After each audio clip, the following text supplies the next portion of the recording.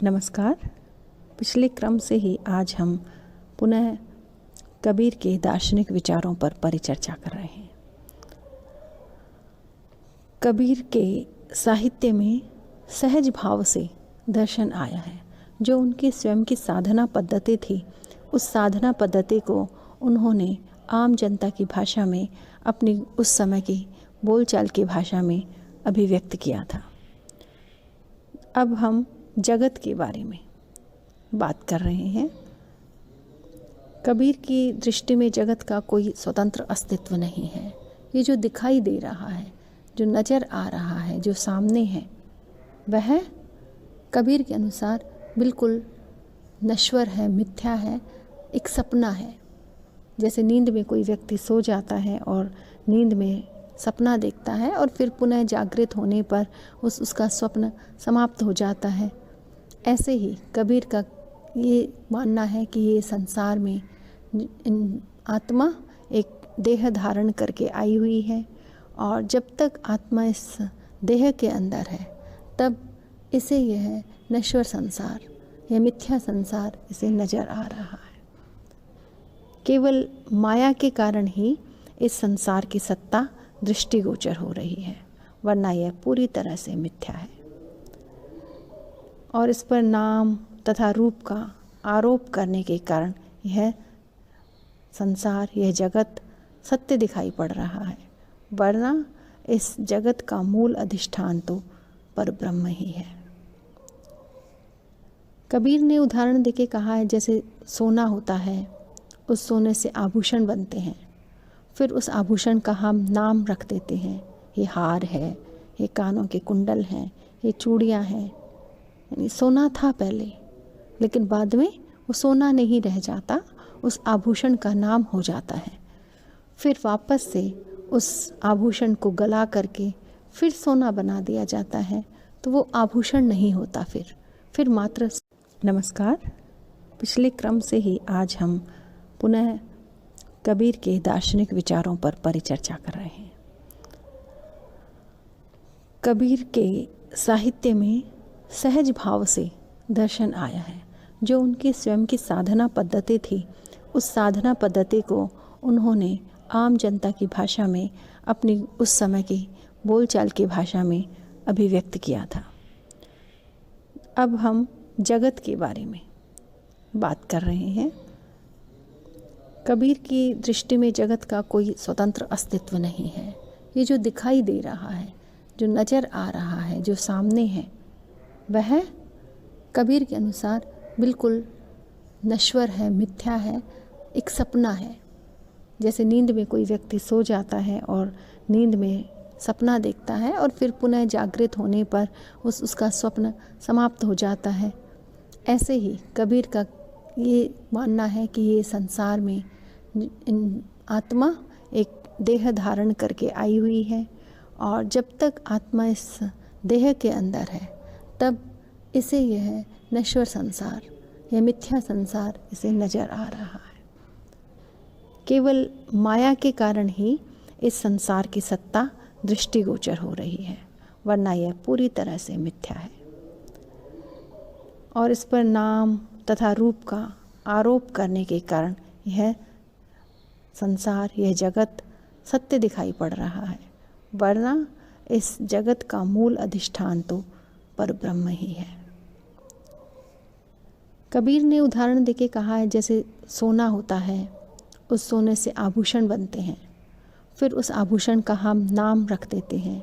ये हार है, ये कानों के कुंडल हैं, ये चूड़ियाँ हैं। यानी सोना था पहले, लेकिन बाद में वो सोना नहीं रह जाता, उस आभूषण का नाम हो जाता है। फिर वापस से उस आभूषण को गला करके फिर सोना बना दिया जाता है, तो वो आभूषण नहीं होता फिर मात्र। संसार में समस्त वस्तुएं नाम रूपात्मक उत्पत्ति भी उस ब्रह्म से हुई है। यानी वस्तुओं के नाम भिन्न भिन्न हैं। ये पेड़ है, ये घर है, ये पत्थर है, ये मिट्टी है, लेकिन इन सब की उत्पत्ति उस कबीर के अनुसार ब्रह्म से हुई है और अंत में ये सारे के सारे पदार्थ उसी ब्रह्म में ही समा जाते हैं। कबीर ने उदाहरण देकर के जो कबीर का पद है मैं यहाँ प्रस्तुत कर रही हूँ। जैसे कंचन के भूषण ये कहीं गाल तबाहेंगे, ऐसे हम लोक वेद के बिछुरे सुन्न ही माहे समाहेंगे। के बाद में हम सब शून्य में उस ब्रह्म में ही समा जाते हैं।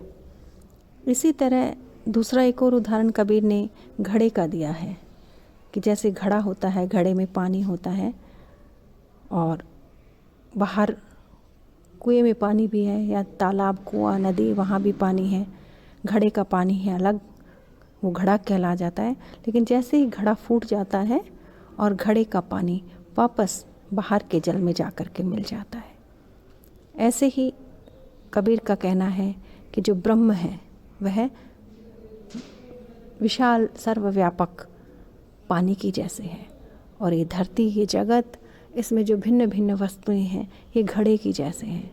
जैसे ही ये फूटेंगे, जैसे ही ये समाप्त होंगी नश्वर चीज़ें और उस सर्वव्यापक उस ब्रह्म में जा कर के ही मिल जाएंगे। उसी में यह नाम रूपात्मक जगत अंत में ब्रह्म में ही लीन हो जाएगा। कबीर का पद है, जल में कुंभ, कुंभ में जल है, बाहरी भीतरी पानी, फूटा कुंभ जल जल ही समाना, यहु तत् कथो ज्ञानी। कबीर दास जी ने इस संसार को पूरी तरह से नश्वर, असत्य और मिथ्या बताया है। उन्होंने इस संसार को दुनिया भांडा दुख का ऐसे कहा है। कबीर ने इस संसार को नश्वर बताते हुए सेवल के फूल जैसे वो उड़ जाता है और समाप्त हो जाता है, नष्ट हो जाता है, उसके जैसे नश्वरता है, उस नश्वरता की तरह ही नाम दिया है। कबीर ने उदाहरण देकर कहा है, दिवस चारिका पेशना विनसी जाई काली।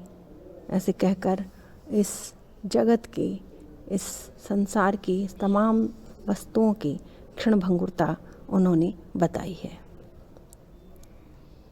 कबीरदास की ने अद्वैत वेदांत दर्शन की भांति विवर्तवाद का आश्रय लेकर माया के माध्यम से इस संसार की स्थिति की वास्तविक जो आज दिखाई दे रहा है उसको उन्होंने स्वीकार किया है।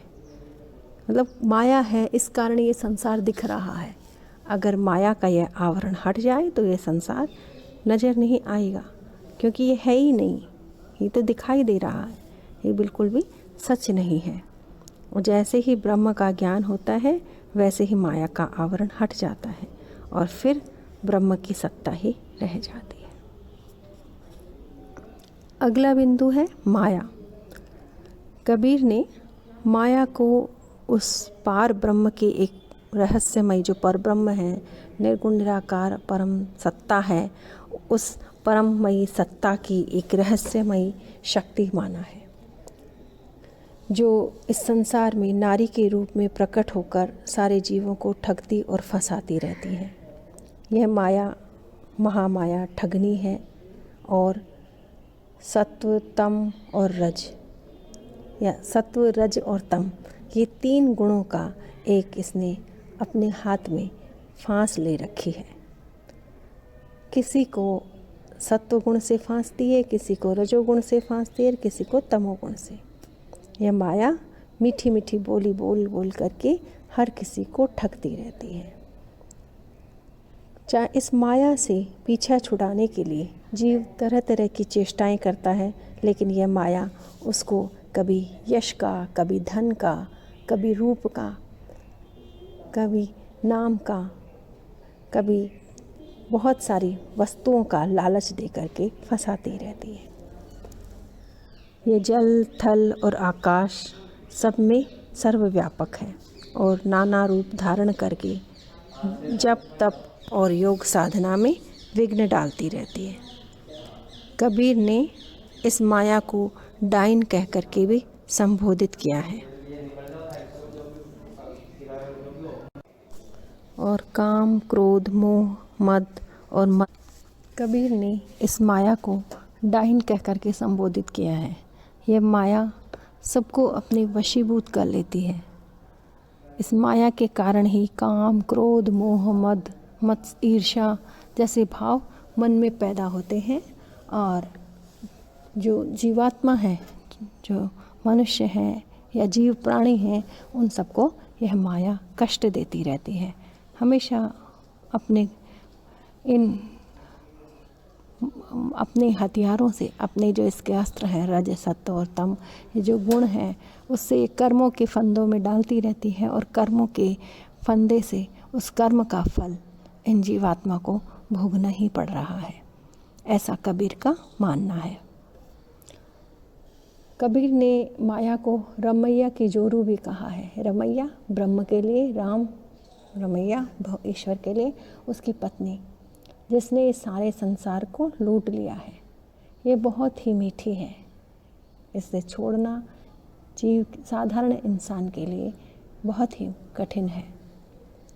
कबीर ने इस माया को आंगन बेली आकाश फल, अण ब्यावर का दूध, ससा सिंह की धनुहड़ी, रमे बांझ का पूत आदि आदि कहकर इसके वर्णन करने से परे होने की, इसकी व्यापकता की ओर उन्होंने संकेत किया है। कबीरदास जी ने इसके स्वरूप का विवेचन करते हुए बताया है कि इसे आगे आगे से जितना नष्ट किया जाता है, पीछे पीछे से जैसे जैसे काटते हैं वैसे वैसे बढ़ती जाती है, और ज़्यादा होती चली जाती है। जैसे आगे आगे दौ जले पीछे हरिया हो। ये माया की ऐसी बेल है जिसे जितना भी काटो, जितना भी कुचलो, उतना अधिक ये हरी भरी हो जाती है, और जितना इस माया को सींचोगे उतनी यह मुरझा जाएगी। इस कारण इसका वर्णन करना बहुत ही मुश्किल है। कबीर का पद है, जे काटो तो डह डही, सींचो तो कुम्हिलाई, इस गुणवंती बेलिका कुछ गुण कहाँ न जाए। इस प्रकार इस माया को कबीर ने कीड़ी कुंजर में रही समाई। कीड़ी यानी चींटी, कुंजर मानी हाथी। इतनी विशाल और इतनी छोटी सी, जैसे एक छोटी सी, इतना बड़ा हाथी और एक छोटी सी चींटी, ऐसे उन्होंने बताया है कि वो सब में व्याप्त है। सबको इस माया ने अपने वश में ले रखा है। और ये माया साधना पथ में बहुत सारी विघ्न डालने वाली है, और जब तक इस माया से छुटकारा नहीं मिलता तब तक जीव मुक्त भी नहीं होता। बार बार ये जीव पुनर्जन्म में घूमता रहता है, क्योंकि ये माया बुद्धि में भेद उत्पन्न करती है और मन को भ्रमित करके विषय भोगों की ओर ले जाती है। यह माया जीवात्मा और परमात्मा के बीच में एक बाधा उपस्थित करती है और दोनों को अलग रखती है। लेकिन जैसे ही एक सतगुरु मिलता है, उस सतगुरु के मिलने पर उससे जब कृपा प्राप्त होती है तो इस माया से मुक्ति होने लगती है, और यह जीवात्मा और परमात्मा के बीच से यह माया हट जाती है। और जैसे ही माया का यह आवरण हटता है, जीवात्मा परमात्मा से एकाकार हो जाती है। कबीर माया मोहिनी, जैसे मीठी खांड, सतगुरु की कृपा भई नहीं तो करती भांड। इस प्रकार कबीर ने माया को वेदांत की अविद्या की तरह ही बताया है, जो त्रिगुणात्मक है, संसार को भ्रमित करने वाली है और जीवात्मा को परमात्मा से अलग करती है। इस प्रकार कबीर के दार्शनिक विचारों को हमने जाना, और उससे हमें ये ज्ञात हो रहा है कि कबीर के दार्शनिक विचारों पर अद्वैतवादी वेदांत दर्शन का अत्यधिक प्रभाव है। इसी कारण कबीर ने ब्रह्म और जीव और ब्रह्म और जगत, इन सब को एक बताया है। इनकी अद्वैतता का उन्होंने प्रतिपादन किया है कि सब एक हैं, जीव और ब्रह्म भी एक है, और यह संसार और ब्रह्म भी एक है। जैसे ही यह माया का आवरण हटता है, सर्वत्र उस ब्रह्म ही ब्रह्म की सत्ता नजर आती है। शंकराचार्य के दर्शन की भांति ही कबीर ने भी संसार को व्यवहारिक दृष्टि से सत्य माना है, किंतु वस्तुतः यह मिथ्या ही है, क्योंकि संसार का कोई भी पदार्थ हमेशा विद्यमान नहीं रहता है। कबीर के इन दार्शनिक विचारों पर उपनिषदों का भी प्रभाव पड़ा है, क्योंकि कबीर आत्मा व अरे द्रष्टव्य की भांति ब्रह्म को बाहर ढूंढने की बजाय अपने अंदर ही तलाशने का आग्रह करते हैं। मोह को कहाँ ढूंढे रे बंदे, मैं तो तेरे पास में। अंतिम पंक्ति है, खोजी हो तो तुरंत मिली हो पल भर की तलाश में, कि अंदर ही है वो ब्रह्म, बाहर कहीं भी नहीं है। उस ब्रह्म और आत्मा दोनों में एकत्व स्थापित कबीर ने किया है। कबीर ने जीव को परमात्मा का ही रूप बताया है और उपनिषदों की भांति कबीर ने संपूर्ण दृश्य जगत को भी ब्रह्म बताया है। धन्यवाद।